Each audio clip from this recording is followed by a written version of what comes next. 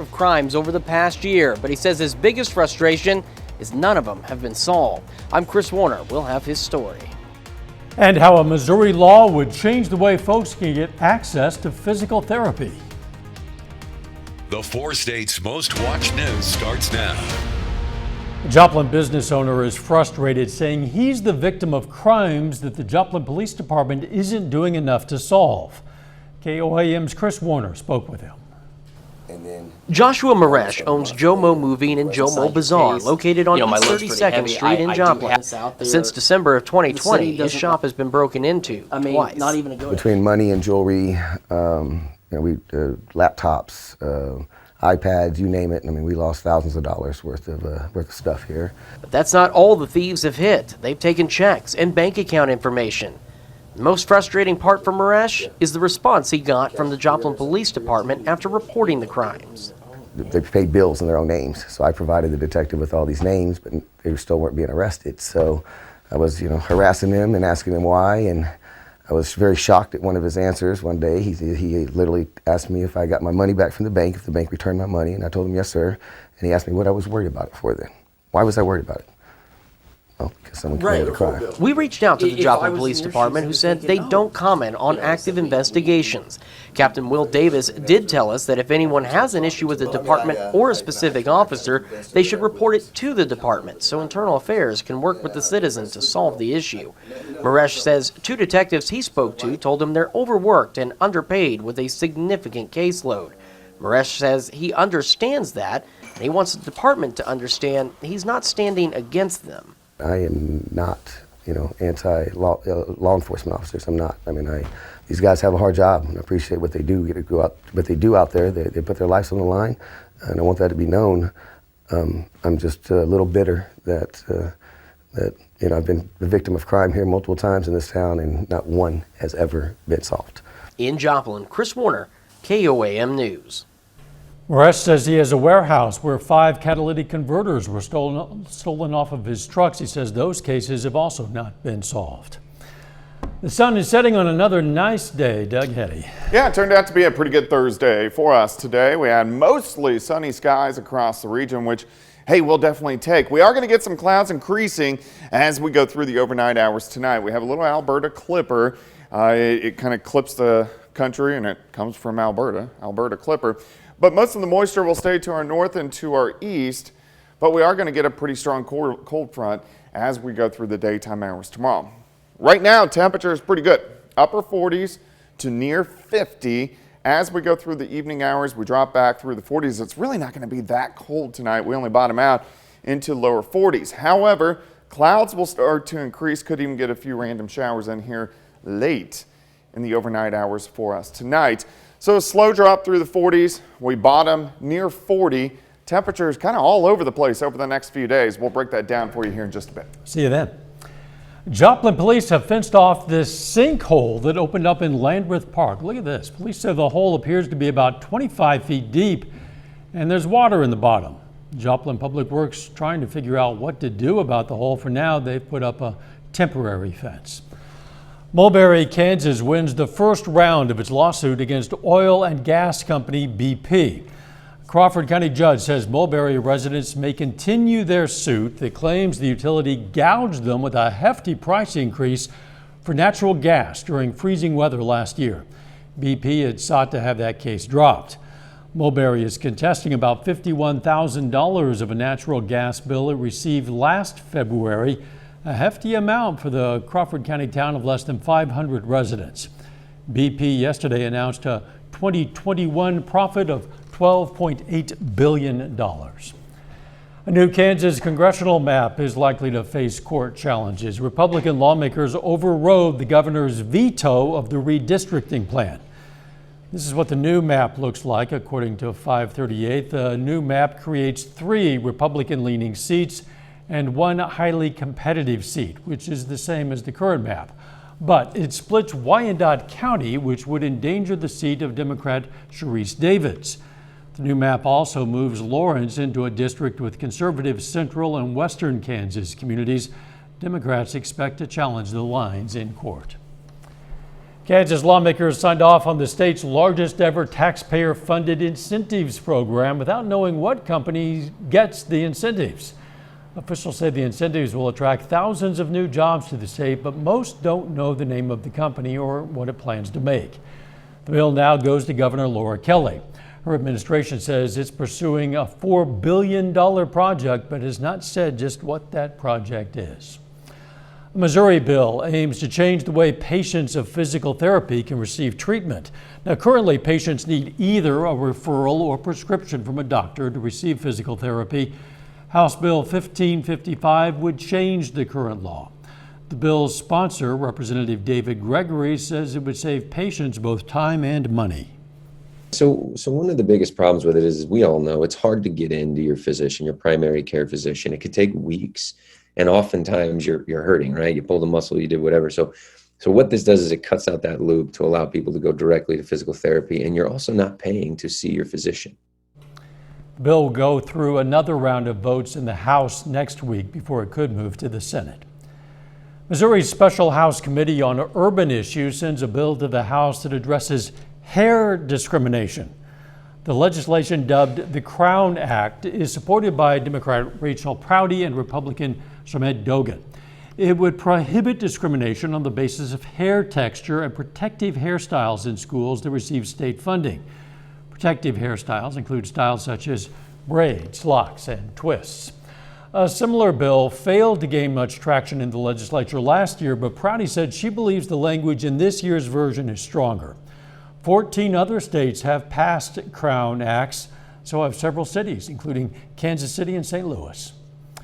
Still ahead, a large apartment building in Oklahoma City burned for hours despite firefighters' best efforts to put it out. We're going to find out why it burned for so long. And later, we'll check out planned renovations at the Pittsburgh Chamber. A large fire ripped through a new apartment complex in Oklahoma City this week. Reporter Andy Weber spoke to officials about why it was so hard to control the blaze. That's a very large building, nearly 400,000 square feet of living space, and then the parking garage as well. Tuesday night and into Wednesday morning, firefighters faced a massive fire burning a massive apartment complex. It started with smoke from the roof. They made their way to the roof, and that's where they found active fire. It spread very quickly. Those flames difficult to put out because of the roofing material being used. The roofing materials were made out of a kind of a rubbery foam-like consistency. It's a very common building product, and one that's actually very hard to get on fire, but once it is on fire, it's also very hard to extinguish. That fire traveling across the roofline. At first, crews were very aggressive, but the fire was too large, and changes in strategy had to be made. At that point, we transitioned to what we call a defensive fire attack, which means fighting in front of the exterior. And they kept that defensive position through this afternoon, making sure no other fires started up and endangered surrounding structures. So this is the first really active 5-alarm fire that I can remember really at all, to be honest with you. An apartment complex was still under construction, so no one was living in the building. It was set to open in about a month. Authorities say no injuries were reported. Later, Baxter Springs baseball is sending another athlete to the college level. Plus, we have another weak storm system, which is going to roll in tomorrow. We're going to look at that coming up.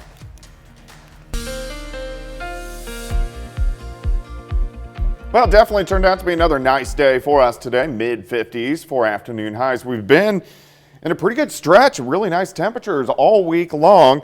And overall, temperatures look pretty good once again as we head into tomorrow. However, big cool down moves in for the weekend, especially on Saturday. It's short-lived. We warm right back up early next week. Thunderstorms roll in Wednesday into Thursday. Could even get a little bit of snow on the backside. Of course, you can get my long-range forecast. That is my month-long blog. That's KOAM, newsnow.com. All right, temps, not bad. Upper 40s to near 50 across the region. We're not going to drop off too much for us tonight. We had northerly winds earlier, then they switched around to the southwest. They're going to be out of the southwest until about the noon hour tomorrow, and then they'll flip back around out of the north. But it is going to be a little bit on the breezy side. Nice shot. Sun has set. Pretty much clear skies. We're at 7th and Rangeline, looking off toward the west, a jaunt toward the northwest. It's 50. Westerly winds are light. Humidity is at 46%. Through the evening hours, slow drop through the 40s, but we only bottom out right around 40, which is pretty good compared to what we have seen over the past couple nights. Clear skies, nothing going on here. Just to our north, we have a little clipper system. It's going to slide right through the Great Lakes and then the eastern half of the country. Most of the moisture will stay to our north. We could get a few random showers tomorrow, but we do get the cold front that is going to drag through by tomorrow. You can see the jet stream. Here's Alaska into Canada and drops in, so we get these fast moving waves, and that's what we're going to see as we go through the next couple days. Let's go through time. For us tonight after midnight, clouds increase. I think we'll stay dry. We'll have mostly cloudy skies tomorrow, and really any time during the day we could have a random quick shower or sprinkle. We'll go into lower 50s by the noon hour. I think we should go near 60. We'll probably stay at about 58 or 59 for a high. 42 to start, 54 by noon. We'll go for a high of 59. Northerly winds pick up behind that front at 10 to 20. Few random showers late in the day, maybe a few flurries tomorrow night. Temperatures significantly colder as we go into Saturday morning. Lower 20s, and we only warm up into the mid 30s for highs by the time we head into Saturday afternoon. A little bit better on Super Bowl Sunday, still kind of cool. Into the lower 40s for highs. We'll be in the 30s by the time Super Bowl kicks off, but at least if you're doing any regional traveling to a Super Bowl party, it's going to be dry, which is good. Valentine's Day back into the 50s, 60s by Tuesday, 60s by Wednesday. Thunderstorms try to get going late Wednesday, especially Wednesday night into Thursday. And some of these could be strong, probably not severe, but some of these could be strong, something we want to watch. And then on the back side, we could get a little bit of snow moving in as we head into Thursday. So a very typical system for the middle of February by next week. 59 tomorrow, 37 Saturday, couple cold nights down into the 20s, 42 on Sunday, 55 Monday, 62 on Tuesday, and then there's thunderstorm chances Wednesday and Thursday. So a bit of a dip on Saturday, but overall pretty nice. Yeah, not too bad. Thanks, Doug.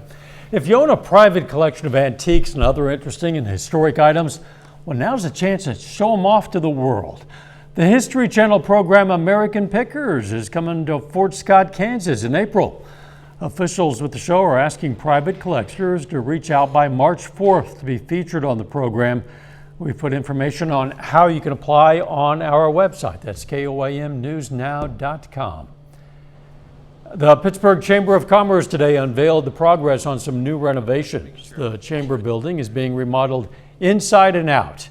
2 new offices are being added. It should be all wrapped up in about a month. Officials say the new look will be a mix of historic and modern. Chamber officials say the city is covering part of the renovation cost, but most of it's funded through the private sector. Coming up in sports, the Rams and Bengals are just 3 days away now from meeting in Super Bowl 56. And a local baseball standout signs to continue his career at a Southeast Kansas college. Jacob Leonard has that and more coming up.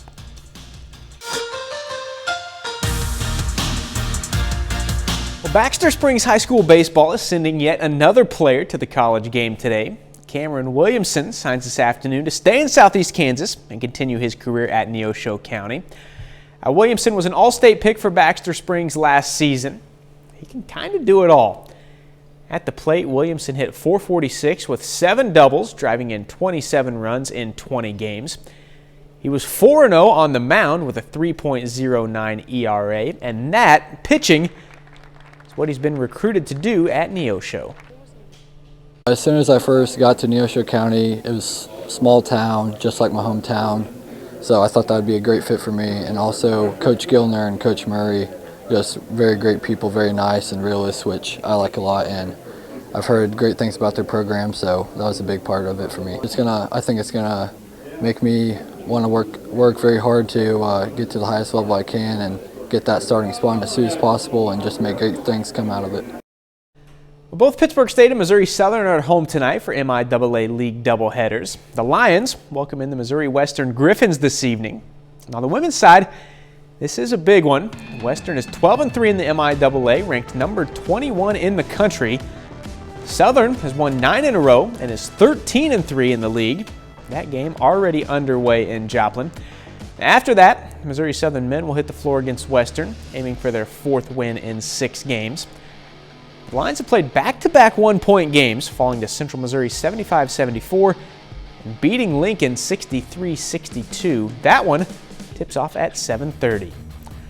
As for the Pittsburgh State Guerrillas, they're also at home tonight, facing the Northwest Missouri State Bearcats. The Pitt State women try to earn the season split with the Bearcats after falling 66-62 in Maryville back in January. The Guerrillas enter the night with an even 8-8 record in the MIAA. They're 13-9 overall. That game has already started at PSU. We'll have the highlights right here tonight at 10.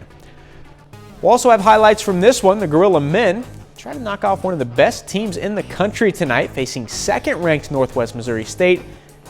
That begins at around 7:30. Pitt State aiming for back-to-back wins for the first time since December 1st.